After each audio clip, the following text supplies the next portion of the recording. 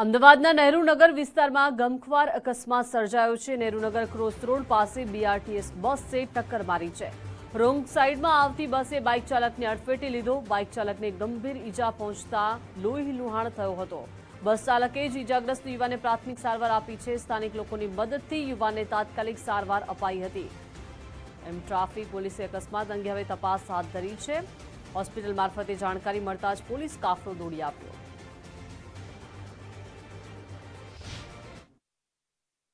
અમદાવાદ શહેરના નહેરુનગર 4 રસ્તા પાસે અકસ્માતની ઘટના બની હતી। આપ જોઈ રહ્યા છો બરાબર 4 રસ્તાનો કોર્નર છે કે જ્યાં માણેકબાગ તરફથી નહેરુનગર 4 રસ્તા આવીએ છીએ ત્યાં આ અકસ્માતની ઘટના બની છે। એક આ પલ્સર બાઇક છે એ સીધું બીઆરટીએસ બસ સાથે અથડાઈ હતી અને સૌથી મહત્વની વાત એ છે કે જે બીઆરટીએસ માણેકબાગ તરફથી આવતી હતી એ રોંગ સાઈડમાં હોવાની પોઝિશનમાં હાલ જોવા મળી રહી છે। એટલે અનુમાન લગાવવામાં આવી રહ્યું છે કે આજે માણેકબાગ તરફથી આવતી જે ગાડીઓ હોય છે એ જમણી બાજુ હોવી જોઈએ, પરંતુ આ ડાબી બાજુ બીઆરટીએસ બસ જોવા મળી રહી છે।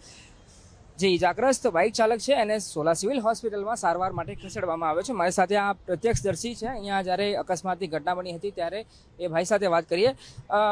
ભાઈ, આપે શું જોયું, કેટલા વાગે અકસ્માતની ઘટના બની હતી અને જે ઇજાગ્રસ્ત છે એની પરિસ્થિતિ શું છે? આજથી અડધી કલાક પોણો કલાક પહેલાં આ અકસ્માત થયો છે। ડ્રાઈવર જે બીઆરટીએસનો ડ્રાઈવર છે એ રોંગ સાઈડમાં આવ્યો અને સામેથી આવતું પલ્સર બાઇક એની સાથે અથડાયો। અમારી નજર સામે અમે જોયેલું અને એમાં વાંક હતો બીઆરટીએસના ડ્રાઈવરનો વાંક હતો કે એને આવી રીતના રોંગ સાઈડમાં ના જવું જોઈએ અને જોખમભર્યું આવું ના વર્તણૂક કરવી જોઈએ। પણ એનો એક બેનિફિટ એક સારો હતો કે એ માણસ ભાગ્યો નહીં અને એને માણસને તરત જ તે ફર્સ્ટ એડ સેવા આપી અને અમે લોકોએ આ 108 બોલાવીને અમે તાત્કાલિક એને નજીકના સોલા સિવિલ હોસ્પિટલ માટે એને રવાના કર્યો। એટલે ડ્રાઈવરે જ એની મરમ્મત પ્રાથમિક કરી? હા, બરાબર છે।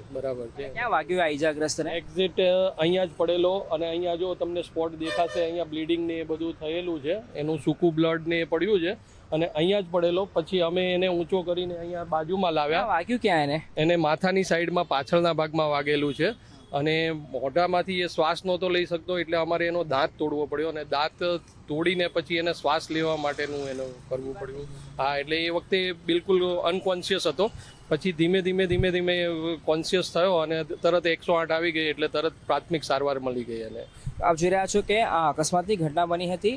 હાલ પ્રાથમિક માહિતી એ આવી રહી છે સામે કે બીઆરટીએસ બસ રોંગમાં આવી રહી હતી, પણ બાઇકની પરિસ્થિતિ સંજોગ શું હતા એ હવે પોલીસ ટ્રાફિક તપાસ કરી રહી છે કે કયા સંજોગોમાં કઈ પરિસ્થિતિમાં આ અકસ્માતની ઘટના બની હતી। જો કે હાલ રાહતની વાત એ છે કે ઇજાગ્રસ્તની સારવાર સોલા સિવિલ હોસ્પિટલમાં કરવામાં આવી રહી છે।